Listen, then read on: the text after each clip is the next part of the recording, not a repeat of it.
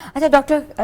قبل خالد صاحبہ، مجھے بتائیے کہ ہسٹری سے بہت آپ کی وابستگی ہے، آپ لیکچرز بھی دیتی ہیں.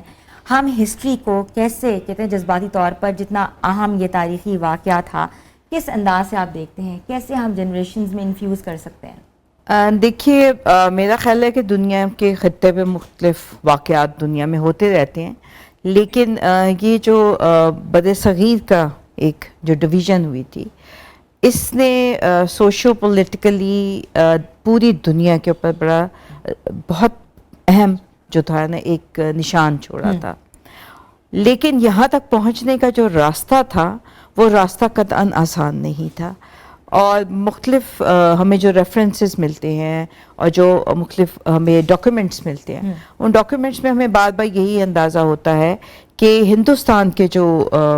مسلمان تھے بالخصوص، انہوں نے اس جگہ تک پہنچنے کے لیے کتنی محنت کی، اور آف کورس ہمارے جو رہنما تھے جن میں قائد اعظم محمد علی جناح سر فہرست ہیں، ان کا کتنا بڑا رول تھا. اب یہاں پر آپ نے بات کی تاریخ کی، تو وہ ایک بڑا مشہور قول ہے کہ جو قومیں اپنی تاریخ بھول جاتی ہیں ان کو دنیا فراموش کر دیتی ہے.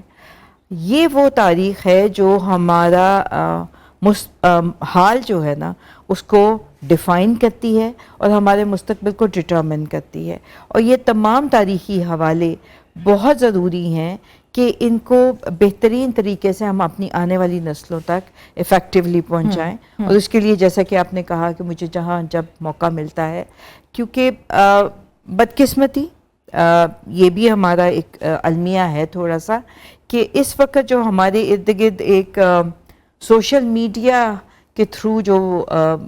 مس انفارمیشن پھیلائی جاتی ہے، ہمارا بچہ جو ہے وہ اس پہ یقین بھی کر لیتا ہے. تو اس کو کریکٹ کرنا اور اس کے پیرلل ہسٹری بیسڈ آپ ایک کیمپین جو ہے اس کو میں سمجھتی ہوں کہ لانچ کرنا بہت ضروری ہے. اور ابھی جیسا کہ انہوں نے بات کی کہ جو مارکا ہمارے ملک نے بڑے فاتحانہ انداز سے جیتا، آپ اس مارکے میں بھی دیکھیے تو اس میں جس کو ہم 5th جنریشن وار کی ہم نے ایک جھلک دیکھی کہ جس میں آپ دیکھیے کہ سوشل میڈیا، یہ سارے جو سائبر ویپنز میں تو اب ان کو کہتی ہوں، انہوں نے کتنا افیکٹو رول کیا. تو تاریخ کو اس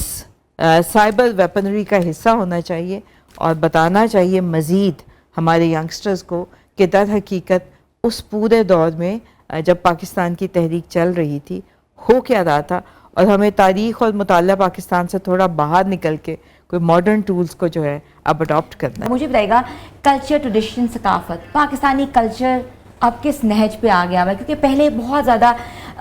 کلچر انوویشنز بھی ہوتی تھیں، بہت زیادہ ہم کام بھی کرتے تھے، مگر اس حساب سے اب کام نہیں ہو رہا جس حساب سے ہونا چاہیے تھا. پہلی بات تو یہ کہ میں موسیقی کے حوالے سے یہ کہتی چلوں، ابھی ایک ڈیمنز کی کوئی کیا ڈیمنز کی ایک مووی آئی ہے، کورین بیس مووی، اس میں انہوں نے کہا ہے کہ music can bring the evil and the good. So music جو ہے، اور یہ مزے کی بات یہ کہ ہمارا ساؤتھ ایشیا ہی کا یہ کانسیپٹ ہے کہ موسیقی، اچھی موسیقی آپ میں اچھائی کو ابھارتی ہے. تو آپ نے یہ بات کی کہ جو ملی نغمے ہیں، تو پاکستان اس معاملے میں بڑا خوش قسمت رہا ہے کہ یہاں پر ہمیشہ ہی ہمارے قومی ترانے سے لے کے اور ابھی جو ریسنٹ بھی آئے ہیں ہمارے ملی نغمے، they have been very effective. And شاید اس کی وجہ یہ کہ ان کو لکھنے اور بنانے والے جو تھے انہوں نے بڑے سچے دل اور محبت سے بنائی، وہ سارے گیت بنائے، تو آج بھی ہم پہ اثر کرتے ہیں. آپ نے جب آرٹ، کلچر اور ہیریٹیج کی بات کی تو یہ آپ صحیح کہہ رہی ہیں. ہماری جو 78 ایئرس کی جو ہسٹری ہے، اس میں ہم نے بہت ساری انٹینشنل اور ان انٹینشنل کلچرل انویژنس کا جو ثقافتی یلغار ہے اس کا ہم نے مسلسل سامنا کیا اور آج بھی کر رہے ہیں. اس میں کچھ ادوار میں تو ہمیں بہت افیکٹو پالیسیز ملیں، کچھ میں انٹینشنلی نہیں، ان انٹینشنلی سوچا گیا کہ یہ شاید خیر ہے. لیکن اب آ کے مجھے ایک بڑی اچھی جو ایک سچویشن نظر آ رہی ہے وہ یہ کہ ہماری یوتھ جو ہے وہ ہمارے کلچر اور ہیریٹیج سے بڑے انگیج ہو رہی ہے، اور ان کی جو انگیجمنٹ ہے وہ بڑی جینون ہے. اب آپ یہ دیکھیں، پہلے کوئی اندرون شہر جانا پسند نہیں کرتا تھا، اگر آج سے میں 20 سال پہلے کی بات کروں. اب ینگسٹرز کا ایڈونچر ہے وہاں جانا. اس کے علاوہ آپ ہمارے برانڈس کے نام دیکھ لیجئے,